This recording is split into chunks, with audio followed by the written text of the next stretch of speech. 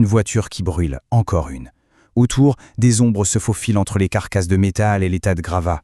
Et au loin, ce bruit de fond constant. Des cris, des coups de feu. Non, ce n'est pas un film.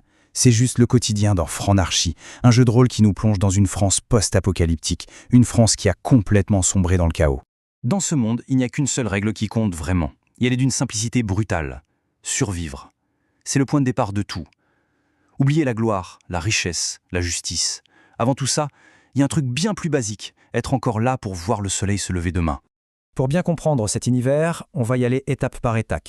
On va d'abord planter le décor de ce qu'est devenu la France, ensuite on remontera le temps pour voir comment on en est arrivé là, après on s'intéressera aux nouvelles forces qui se partagent les ruines, puis on verra les dangers bien réels qui y rôdent, et enfin on verra comment un simple individu peut trouver sa place dans tout ce bazar. Alors voilà, bienvenue officiellement à Franarchy. Et je vous le dis tout de suite, oubliez les cartes postales, l'État, c'est fini, il n'existe plus. Ce qui reste, c'est une sorte de patchwork de territoires hostiles où la seule loi qui tienne, c'est celle du plus fort. C'est une terre complètement fracturée où chaque jour est une nouvelle bataille. Et ça, c'est vraiment la question centrale de tout cet univers. Quand la société s'écroule, quand il n'y a plus de règles, qu'est-ce qu'il reste de notre humanité ? Franarchy, ce n'est pas juste une histoire de survie physique, c'est surtout une exploration de ce que l'on devient quand toutes les barrières sociales tombent. Finalement, qui est-on quand il n'y a plus personne pour nous juger ? Mais alors, comment on a pu en arriver là ? On parle quand même d'une nation moderne, ça ne s'effondre pas du jour au lendemain. C'est en fait l'histoire d'une très très lente descente aux enfers. Une série de crises qui, petit à petit, ont tout simplement rongé les fondations du pays jusqu'à ce que tout s'écroule. Ce qui est fascinant, c'est que cette chute de la France, elle puise presque ses racines dans sa propre histoire. Un journaliste dans le jeu le dit très bien, les Français ont toujours eu cet esprit libre et rebelle. Eh bien, cette même énergie qui a mené à des révolutions par le passé, c'est peut-être elle aussi qui a accéléré la fragmentation du pays une fois que l'autorité a disparu. Le déclin, ça a été une véritable réaction en chaîne, une série de coups durs. Tout commence en 2036. Une corpo, Anima, ouvre la boîte de Pandore avec la fusion d'ADN. À peine un an plus tard, paf, crash mondial d'Internet. Le monde digital est à genoux. En 2060, une catastrophe climatique gigantesque achève l'Union européenne. Et à partir de là, c'est le chaos, qui mène en 2080 à la première guerre contre les mutants. Une guerre tellement désespérée qu'en 2084, on en est à utiliser des frappes nucléaires. Chaque événement a été un clou de plus dans le cercle de l'ancien monde. Et pour beaucoup de survivants, comme ce journaliste de la radio Résistance FM, le vrai point de non-retour, le moment où tout a vraiment basculé, c'est cette fameuse fusion d'ADN. C'est le jour où la science a dépassé la morale, où l'humanité a commencé à jouer à Dieu et, finalement, à créer les premiers monstres. C'est là que le mot France a été remplacé par anarchie. Avec la disparition de l'État, évidemment, un grand vide de pouvoir s'est créé. Et comme toujours, la nature a horreur du vide. D'autres se sont donc précipités pour combler ce vide. Aujourd'hui, la France, c'est un grand échiquier où plein de factions, des grandes et des petites, se battent pour les ressources et le contrôle. Au niveau local, la survie s'organise en petites communautés. Certaines se créent autour de la religion, d'autres sont des gardiens de la technologie d'avant. On trouve aussi des communautés agricoles qui essaient de faire pousser de quoi manger sous la menace constante des pillards.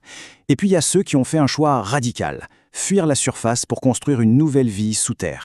Au-dessus de toutes ces petites communautés, il y a une faction majeure, le French State of Liberty, le FSL. C'est en quelque sorte ce qui reste de l'ancien gouvernement. Ils contrôlent un axe super important entre Toulouse et Strasbourg, ils fournissent de l'électricité, des routes plus ou moins sûres, mais tout ça a un prix bien sûr. C'est comme un fantôme de l'ordre d'avant, mais un fantôme qui perd de sa force chaque jour. Et face au FSL, on a d'autres visions du monde. Il y a le FSL qui s'accroche au passé donc. À Lyon, on a les Iron Skin, des mercenaires qui ne jurent que par la technologie et pensent que la chair est faible. En Bretagne, les White Child tentent de vivre en harmonie avec la nouvelle nature mutante. Et puis à Limoges, il y a les terrifiants nécroïdes, des esclavagistes qui transforment les gens. C'est une véritable guerre d'idéologie pour l'âme de ce qui reste de la France. Mais aussi dangereuse que soient ces factions humaines, la pire menace, la plus terrifiante, elle n'est pas humaine. Le vrai danger, il vient de ce qui rôde dans les ruines. Des monstres nés d'un siècle de catastrophes. Parce que la nuit, la France change complètement de visage. Les petites guerres entre humains paraissent soudain bien ridicules face à ce qui sort des ombres.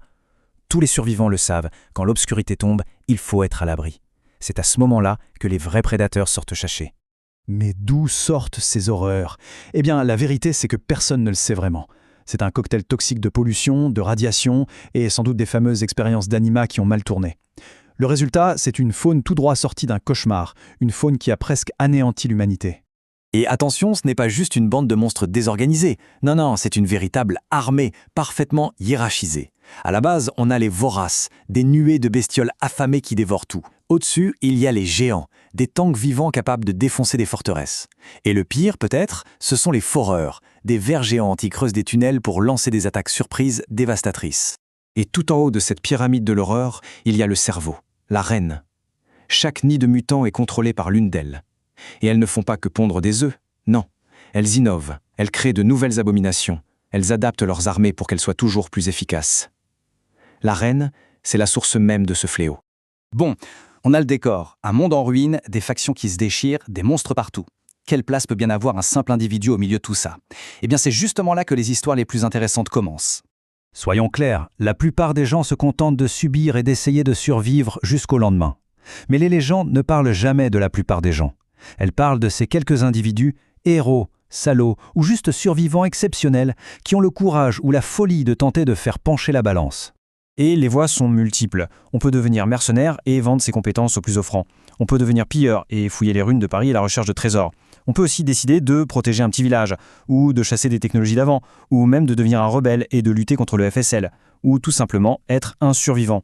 Et c'est déjà énorme.